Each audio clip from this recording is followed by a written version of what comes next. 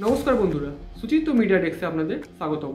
তো আজকের এই ভিডিওটাই আমরা আলোচনা করব ভারতের আসন্ন সিঙ্গাপুরের সঙ্গে এশিয়ান কাপ কোয়ালিফায়ার ম্যাচের সম্বন্ধে এবং আমাদের জাতীয় দলের কোচ খালিদ জামিল একটা 30 জন খেলোয়াড়ের প্রবাবল স্কোয়াডের লিস্ট ঘোষণা করেছে, যেখানে রয়েছে বেশ কিছু চমক। তো এই স্কোয়াড শুধুমাত্র বর্তমানের জন্য নয়, এখানে রয়েছে ভবিষ্যতের রোড ম্যাপ। তো চলুন ভিডিওটি বিস্তারিত আলোচনা করা যাক। তো প্রথমে আসি মূল খবরের দিকে। 30 জন প্রবাবল খেলোয়াড়ের তালিকা ঘোষণা করেছেন খালিদ জামিল। তবে এটি চূড়ান্ত নয়, কারণ মোহনবাগান আর এএফসি গোয়ার খেলোয়াড়রা এখনও এএফসি চ্যাম্পিয়ন লিগ 2 ম্যাচে ব্যস্ত। তারা যোগ দেবেন পরে, ফলে ক্যাম্পে খেলোয়াড়ের সংখ্যা দাঁড়াতে পারে প্রায় 40 জন। সবচেয়ে বড় চমক হচ্ছে 9 জন আন্ডার 23 খেলোয়াড়ের ডাক। কাতার, বাহারিন এবং ব্রুনেই ম্যাচে যারা দারুণ খেলেছে তাদের অনেকেই এই দলে দেখা গেছে।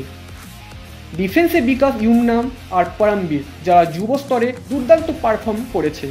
মিডফিল্ডে কিছু নাম আছে যারা বল কন্ট্রোল আর প্রেসিংয়ে নতুন ধারা আনতে পারে।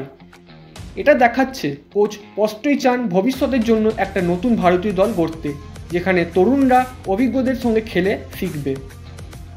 তরুণদের পাশাপাশি অভিজ্ঞ খেলোয়াড়দের দিকেও নজর দেওয়া হচ্ছে। সুনীল ছেত্রী ফিরছেন দলে। ক্যাফা নেশন কাপে তিনি ছিলেন না। তার অভিজ্ঞতা, নেতৃত্ব আর ফিনিশিং, এইগুলো তরুণদের জন্য হবে শেখার সুযোগ। এছাড়া গুরপ্রীত সিং সান্ধু গোলপোস্টে আগের মতোই প্রথম পছন্দ। খালিদ জামিলের কৌশলটা খুব পরিষ্কার। তিনি চান খুব কম এফেক্টিভ খেলোয়াড়দের বাদ দিয়ে নতুন উদ্যমী দল তৈরি করতে।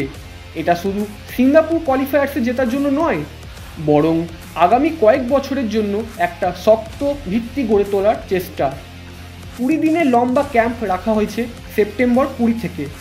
এত লম্বা ক্যাম্পে ট্যাকটিক্স, ফিটনেস আর দলীয় কেমিস্ট্রি নিয়ে কোচের হাতে কাজ করার অনেক সময় থাকবে। তবে চ্যালেঞ্জও কম না। মোহনবাগান আর এফসি গোয়ার খেলোয়াড়রা দেরিতে যোগ দিলে তাদের সাথে দলের কেমিস্ট্রি গড়ে তুলতে সময় লাগবে। আবার বড় স্কোয়াড মানে প্রতিযোগিতাও বেশি। কে ফাইনাল দলে থাকবেন, কে বাদ পড়বেন, সেটা বড় প্রশ্ন।